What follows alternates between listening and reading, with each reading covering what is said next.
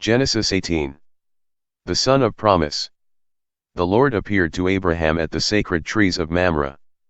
As Abraham was sitting at the entrance of his tent during the hottest part of the day, he looked up and saw 3 men standing there. As soon as he saw them, he ran out to meet them. Bowing down with his face touching the ground, he said, "Sirs, please do not pass by my home without stopping. I am here to serve you. Let me bring some water for you to wash your feet. You can rest here beneath this tree. I will also bring a bit of food, it will give you strength to continue your journey. You have honored me by coming to my home, so let me serve you." They replied, "Thank you, we accept." Abraham hurried into the tent and said to Sarah, "Quick, take a sack of your best flour, and bake some bread."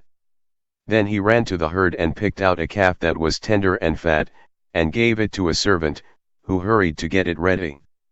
He took some cream, some milk, and the meat, and set the food before the men. There under the tree he served them himself, and they ate. Then they asked him, "Where is your wife Sarah?" "She is there in the tent," he answered. One of them said, "9 months from now I will come back, and your wife Sarah will have a son." Sarah was behind him, at the door of the tent, listening. Abraham and Sarah were very old, and Sarah had stopped having her monthly periods. So Sarah laughed to herself and said, "Now that I am old and worn out, can I still enjoy sex? And besides, my husband is old too." Then the Lord asked Abraham, "Why did Sarah laugh and say, 'Can I really have a child when I am so old?' Is anything too hard for the Lord? As I said, 9 months from now I will return, and Sarah will have a son." Because Sarah was afraid, she denied it. "I didn't laugh," she said. "Yes, you did," he replied. "You laughed." Abraham intercedes for Sodom. Then the men left and went to a place where they could look down at Sodom, and Abraham went with them to send them on their way. And the Lord said to himself, "I will not hide from Abraham what I am going to do.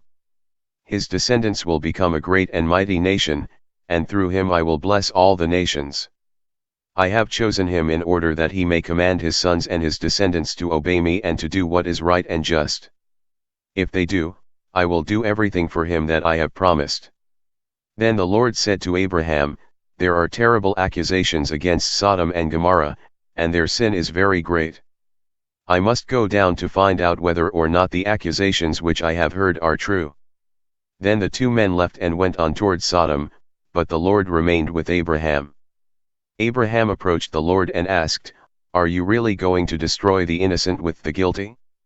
If there are 50 innocent people in the city, will you destroy the whole city? Won't you spare it in order to save the 50?